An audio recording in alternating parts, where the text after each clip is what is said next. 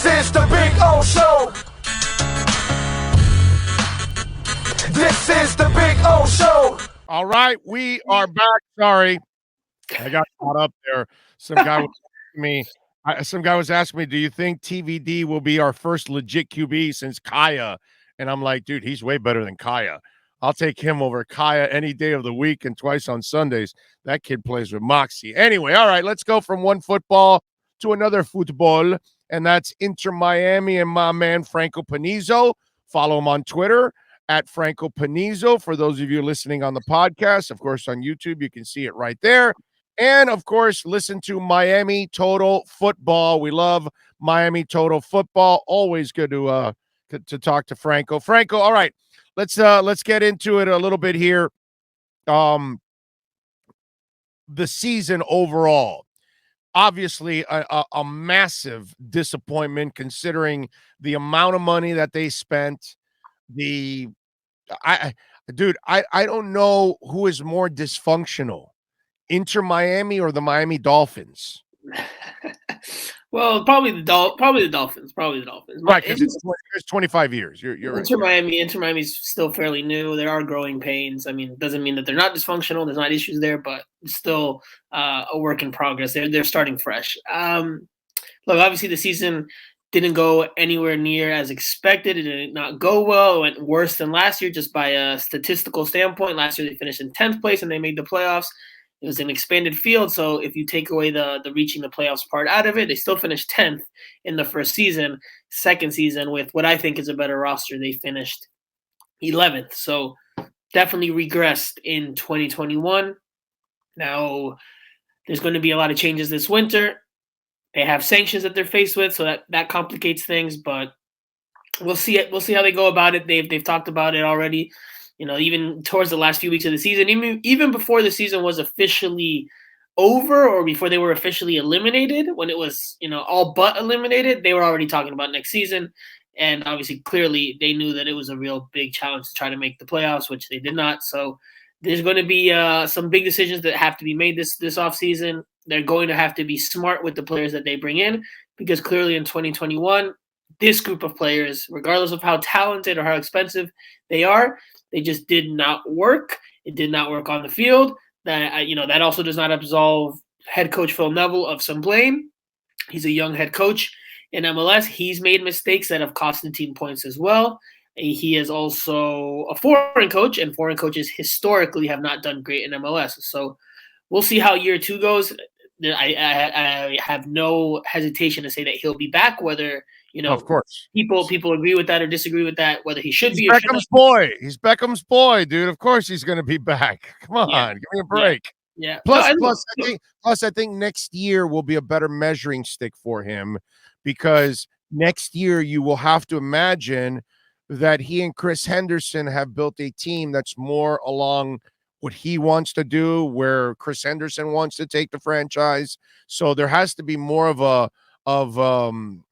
what's it called, more of a team that fits what they want to do, their image. So next year, I think, will be the ultimate measuring stick to see if Phil Neville can be a difference maker in this league. Well, that's what he said at the end of this last press conference after this win, this surprise upset win over the New England Revolution, the first place team in the league during the season finale. After the game, he said, "Next year will be my team. It will be my team, and I will live and die by that decision." So that's right. Look, that's fine. And I have, if Inter Miami, the ownership group, Beckham, Jorge Mas, the Mas brothers, Jose as well, they want to stick with Phil Neville for another season. They want to give him another chance. That's all well and good. Let's hear the reasons why, though. Let's hear why. Because last offseason, I don't know if you remember, because there's a lot going on at this point of the year with all sports. But last year, at this point of the year, Inter Miami, maybe a few weeks later in the year, but got knocked out of the playoffs. Pretty atrocious defeat in the first round. Right. And we didn't hear anything from ownership group. We didn't hear anything until preseason from Jose doesn't speak publicly, but Jorge or David Beckham. We didn't hear from them until preseason. So we went all off season not hearing anything about their decisions between firing Paul McDonough, getting rid of Diego Alonso, et cetera, et cetera. So if they're going to keep Phil Neville around, that's all well and good, but let's hear your reasonings. Why is Phil Neville By the way, it was a smart move by them to keep their mouths shut because there was so much other No, crap going on no, behind the scenes that they knew other stuff was brewing. You think they didn't know about the league and all everything else going on? So they probably were like, "Yeah, we need to keep it kind of under the radar." No, see, I can't agree with that because it's professional sports. You have to come out and face the music and talk about things. You don't just, and this is a criticism I have of David Beckham, and I'll say it here. I'm planning to write it probably at some point this offseason if he doesn't speak, because every indication we've gotten on the inside is that he will not speak, that the strategy is for him to speak only in preseason, which I think is false. I think it's nonsense, because if the team is doing well and the team makes the playoffs or the team wins an MLS Cup, I have no doubts in my mind that David Beckham would speak to the press. But of course, when things don't go well, he doesn't speak and he doesn't talk to us publicly. And despite being in front of the cameras and taking pictures with fans and meeting and greeting with fans, he doesn't like to answer questions when things go in a bad way. They didn't do it last year. They did not do it last year. The whole offseason went without them speaking. Well, I can't imagine that'll happen again. Dude, they don't handle adversity very well. They don't. Bottom line. I mean, look at your press conferences. Every time one of you guys asks or writes something harsh, they don't go to you after for a question. I've noticed that. That happened last year. This year, that hasn't happened so much. Hasn't happened this year? Hasn't happened that much this year. This year they've been better about that. Even when you've been critical, they went back to you? Yeah. This year's been different. This year has been a little bit, like I said, it's a young organization. They took off the diapers. They took off the diapers. They're learning, man. They're learning. Oh, okay. Maybe they're learning to have a little thick skin. All right. See, you know what, dude? That's what I love about the Panthers. Because the Panthers, they sucked for a long time. I mean, they and the Dolphins are like pros at sucking for a long time and screwing everything up. Yet, and they took all the hits. They never complain about all the criticism and all that, because when you go talk to them, they're the first ones to tell you, no, we haven't lived up to what we're supposed to do. We deserve the criticism. Like, hockey people are the best people in the world, because they're the same dudes when you win and when you lose, and you love that.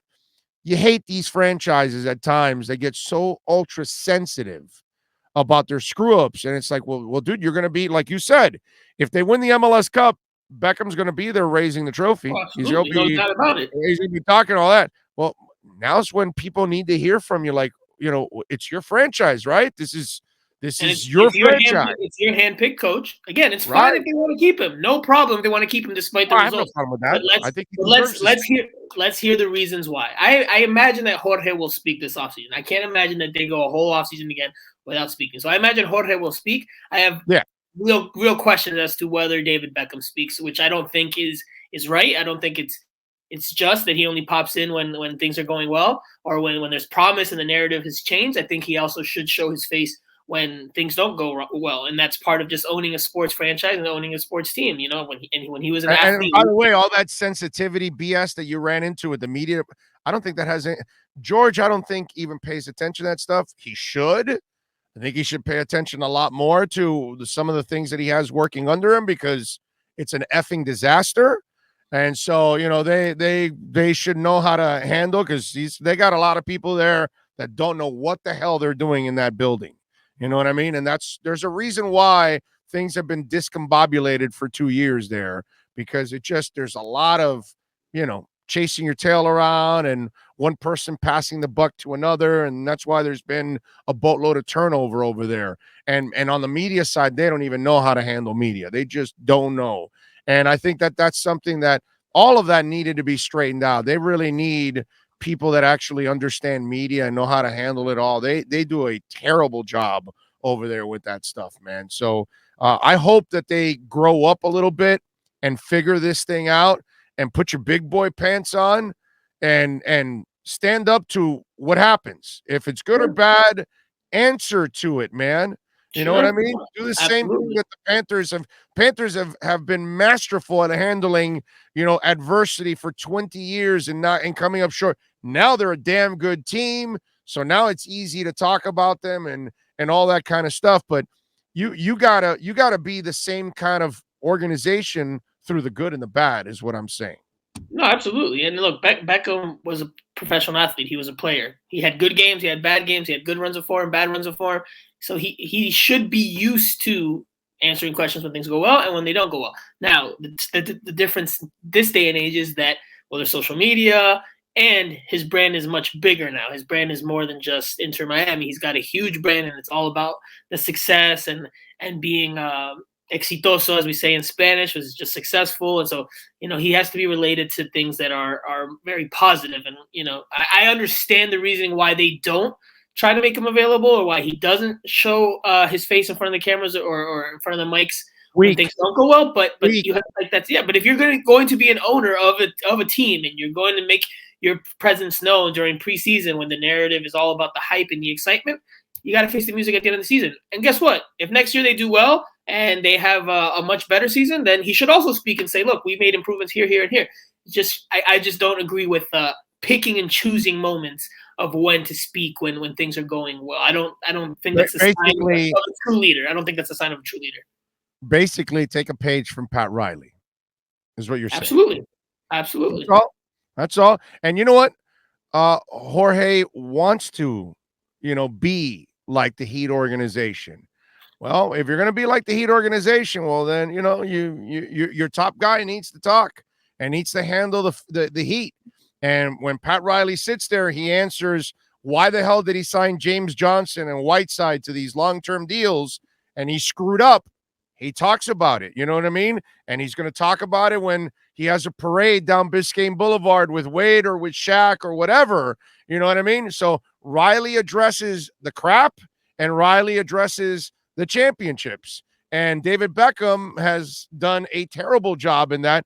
It just looks weak when you do it that way, that you're not there. You're the face, dude. You're the Pat Riley of the team. You need to address your fans and tell them what the hell's going on and what you're trying to do to fix the problem. That's it. That's something I'll give Jorge Mas credit for. Last offseason, notwithstanding, but this year, in different moments, he has spoken to the press. Yeah, dude, Jorge's fine. Jorge's on the ground. Jorge shows his face. Jorge faces the music. And that there's respect for that, for doing that, because not every owner, like we know, especially here in South Florida, is willing to do that. So I imagine we'll speak to him this offseason. I imagine I just would like Jorge to fix some of the crap under him, because work in progress. It's a work in progress because he worries more about the team, is what it seems like, and that's understandable. And plus, he has his businesses, which he's got plenty of things. But what the disaster he has under that. He should really actually pay attention to that. And you're right. I mean, the Beckham has to address, man. He has to handle things like I'll share this with you. I'll share this anecdote with you. Last year, one of the offseason pods, and we were like a month into the offseason, I had a rant about how, the owners had to face the music, especially David Beckham. And I got a text from somebody. I won't say who it is, but I got a text that said, I wish this was the case. And it was somebody that was close to Inter Miami. That's all I'll say. Somebody that was close to Inter Miami. They're like, I wish this was the case. Right. I know. But I mean, this is part of owning a new team and learning and growing pains and how to handle things. And David Beckham's never been an owner. So he's now learning how to be an owner. But, he has to also learn how to be an owner that takes accountability for what's going on, because in the end, the failures of the team so far in the first 2 years fall under David Beckham, not really Jorge Mas, because he's the owner, but he's not really the football guy. So David Beckham is the football guy, and he's the original owner of this whole thing. We know that Mas is the juice, but he's the owner. So he needs to actually, because, I love Jorge, but nobody's going to listen to Jorge talk about soccer and what they're doing, and then that adds to the credibility of, well, we're going to add this player, that player, because nobody looks at him as a soccer expert. But at David Beckham, he's considered the czar. So he's considered the Riley. He's considered the Dave Dombrowski. So go out there, make people feel better about what has gone on for 2 years there and how you're going to fix it. Now, speaking of all of that, okay, how in the hell do they get rid of bum-ass Pizarro and Matuidi?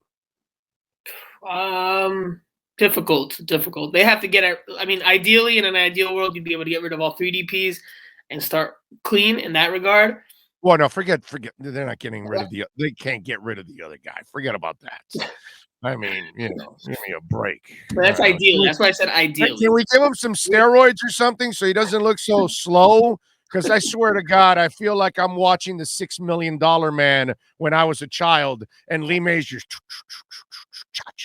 I might potentially be in better shape than Gonzalo Higuain. No, it's just I'm so tired of watching people run by him and take the ball. And it's like, yo, old man, here, get out of here. Get out. And it's just, physically, like, he's hey, not slower traffic to the right lane. That kind of crap. Physically, he's not great, but technically and with the ball, you can still see that he's 2 levels above most of the players on the field. Yeah. But you got to keep his old stiff ass around the box and go find some real playmaking midfielders so he doesn't have to run to midfield. You don't want his old ass running to midfield. You want him staying around the box like Roy Lassiter used to do, because Roy Lassiter couldn't grab the ball and take it from midfield all the way into the box and score. No, he had to wait till a pibe would set him up so he could just one-time it right in. You know what I'm saying? And that's what this guy is right now. He's a one-timer. So get somebody that can actually set his ass up. That's all I'm saying. Yeah, but in modern day soccer too, you need a striker that can kind of press a little bit and give you something defensively. Not saying he's got to be a ball winning center midfielder, but he has to give you something, and Gonzalo Higuain doesn't give you that. Bubba, he needs steroids and 10 years of youth to get there. If you can find him the fountain of youth, and that might help Miami, because that's one of the first questions I had for Diego Alonso when they signed him was, you wanted to be a high pressing team, but Gonzalo Higuain is not the most physically gifted or energetic striker. So how are you going to manage that? And you've seen him and Phil Neville try to get creative with how to press from the front, whether it's having Rodolfo, who plays behind him, move further forward and try to press, and they become the striker in the defensive posture, or it's Federico Higuain or Robbie Robinson or Lewis Morgan, whoever's on the opposite wing, try to press. But it hasn't really worked. But anyway, to answer your initial question, we've gotten kind of sidetracked here. They have to get rid of at least 2 of the DPs, in my opinion. At least 2. Ideally 3, but realistically, right, 2, at least 2. How do they do that? Pizarro's a sellable asset. I think he's young enough where somebody in Mexico will probably take him if the price is right. Miami might have to sell him at a loss, not be able to recover everything it's spent to get him. But if that's what you have to do, that's what you have to do. Because does that affect anything that you then go get after, or no? A DP, no, because a DP is you can spend X amount on any DP, and it's the budget hit is still the same. So it's just a matter of taking financial loss if you have to take a financial loss. Right. Okay. Now, as for then they're going to get rid of him one way or another because they're going to have to take financial. Well, look, he's also going to. It's a World Cup year next year. He's going to want to get more minutes to have a chance to make Mexico's World Cup team. So I imagine he'll also make some concessions to get out of here. And look, I think it's clear. I think it's been clear. I personally, just from where I sit and how I view the game, and everybody views the game differently.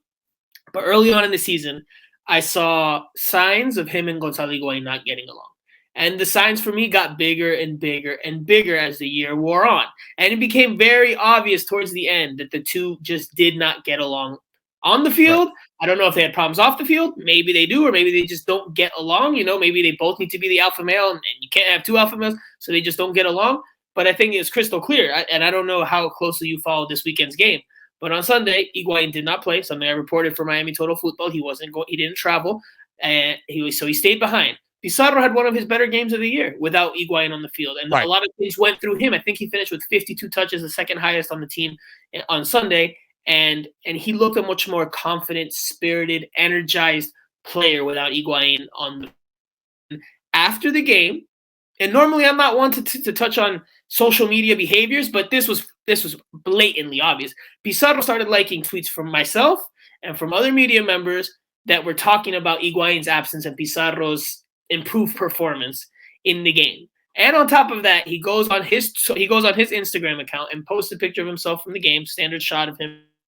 But his caption, it was in Spanish, but I'll translate, was something along the lines of, it will always be easier when everybody runs and fights for one another.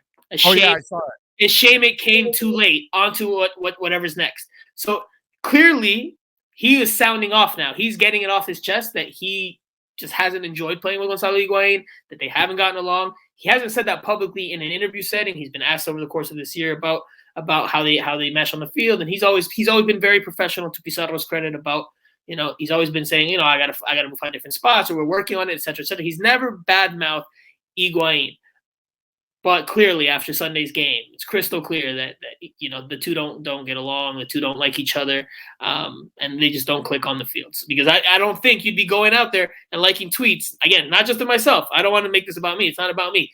Multiple people that were observing the game, analyzing the game, and saying, wow, look how different the team is without Higuain. There's no complaining up top. Or look how improved Pizarro is without Higuain, et cetera, et cetera. So if you're going out and looking for those tweets, or you found those tweets, or they got to you and you're liking them, when you know you're a public figure, you know it's going to make its way out there, then you clearly don't really care too much about the overall message. So I think he'll be gone. I think Pizarro's definitely gone. As for how they get rid of Matuidi, they could buy him out. They have that one buyout option. Does Jorge Jose, and David Beckham want to take the loss on what it would cost to buy him out for a year? That's a question that they have to be asked, because. Oh, well, if they want to be competitive next year, they have to do it.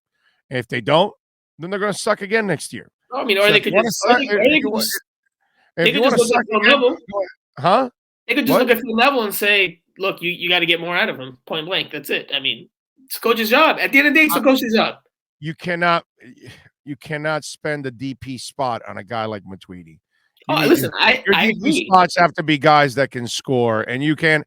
You're giving them a forward that has no athleticism in a league that's gotten younger. It's no longer a retirement league. Higuain would have been fine 15, 20 years ago in the MLS. Absolutely. He really would have been. Would have been the best player in the league.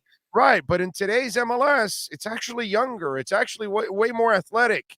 They're actually being smart. They're trying to find younger pieces around the world and bring them here to try to develop and then either keep them or sell them for more money, and the cycle. But they're being smarter now on how they're doing things. And I personally am tired of watching his old ass out there on the field, and he's killing you in so many other ways. He's not that old.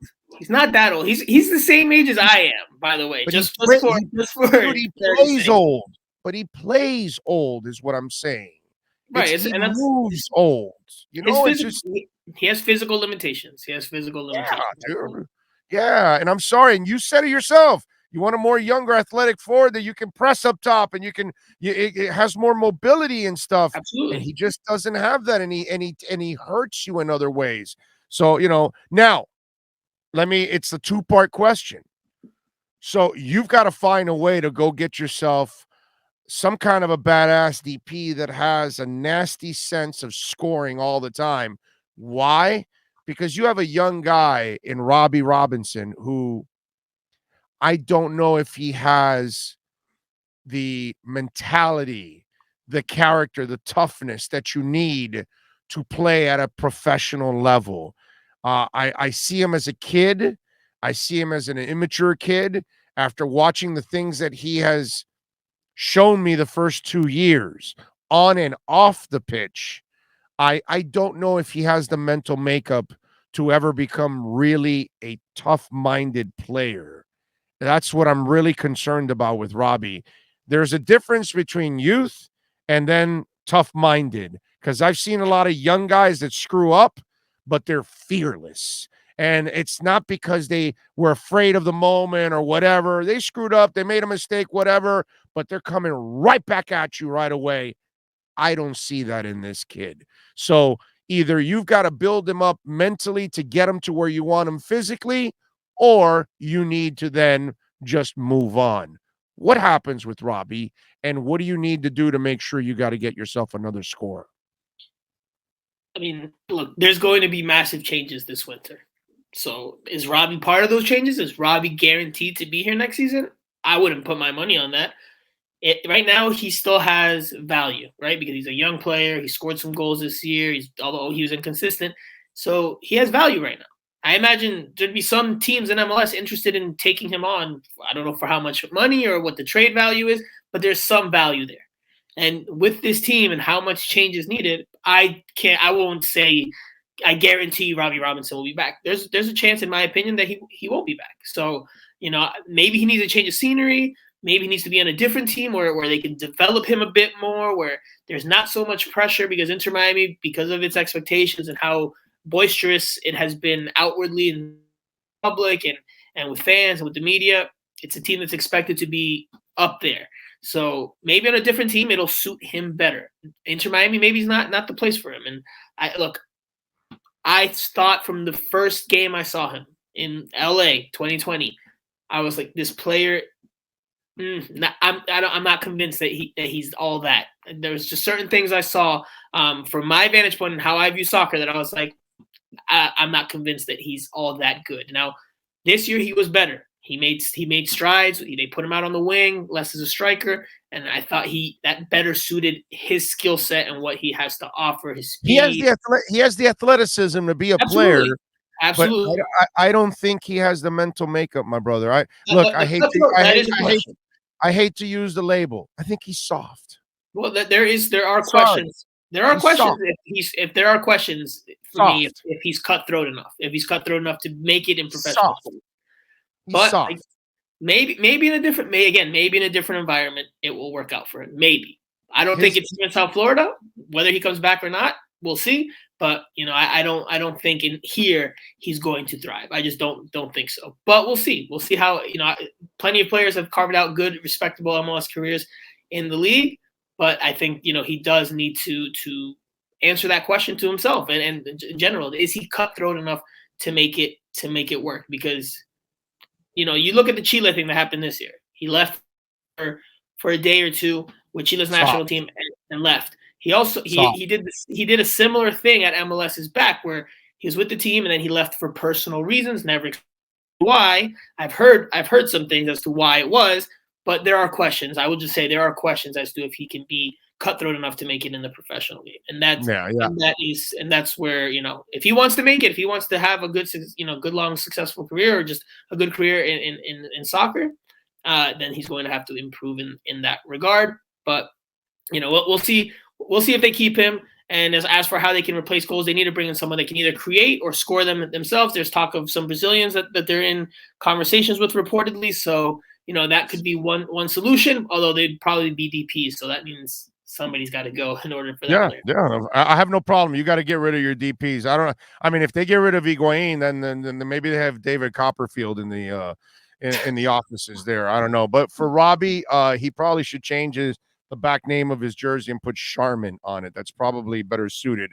Tell them about Miami Total Football, my brother, so they can keep up with the team with you all the time. Yeah, absolutely. So Miami Total Football, we have a Substack. It's where I do the written part of my coverage. We also have a YouTube channel, so that's where the audio part is. And then we have the podcast, which is Miami Total Football Radio, which you can find on Apple Podcasts, on anywhere that has Spotify, anywhere that has podcasts. That's the audio part of it. Try to be a trifecta, a little bit of everything for whatever type of coverage you like to consume. We'll be recording an episode of Miami Total Football Radio today, which we also call in Spanish for the bilingual ones here in South Florida, Miami Total Football Radio. So so we try to do a little bit of everything, and I cover the team on the day-to-day I have for these first 2 years. Some people say I'm too critical or too negative, but you're just honest. I just see the game from how I just call it like I see it. I just call it like I see it. I'm not doing anybody favors. I don't have personal relationships with these guys, but I have working relationships, and I call it like I see it. Whether you like it or don't like it, that's totally fine. Everyone can have their opinion, but I will judge the team based on how I view the game and based on what they say their standards are. And if they say they want to be up here and they finish down here, well, then there's a lot of criticism to be had for why they're not up here, right? So so I get people can be rubbed the wrong way by how I cover things or how I say some things at times, but if you're this ambitious and you perform at this level, then I don't know. There's a lot of room for criticism. If we can criticize you when there's this much of a discrepancy, then I don't know when we can criticize a team that falls that short. But anyway, that's where you can follow the work. Again, we follow the team on a day-to-day, and I think we do a good job because there's other people on the podcast, it's not just me. Have a growing team there with Steve Brenner and Jose Armando, and we have more plans in store for 2022. So stay tuned and give us a follow on all those channels or all those outlets if you haven't already. And if you're on YouTube, you can see the logo right above him. That's the logo you will find for the podcast. Miami Total Football. Follow him on Twitter at Franco Panizo. He does an excellent job. There he is. Franco, much love, my brother. I appreciate you. You be good. We'll talk again soon, I'm sure, during this offseason. You got it, baby. You be good. Thank you.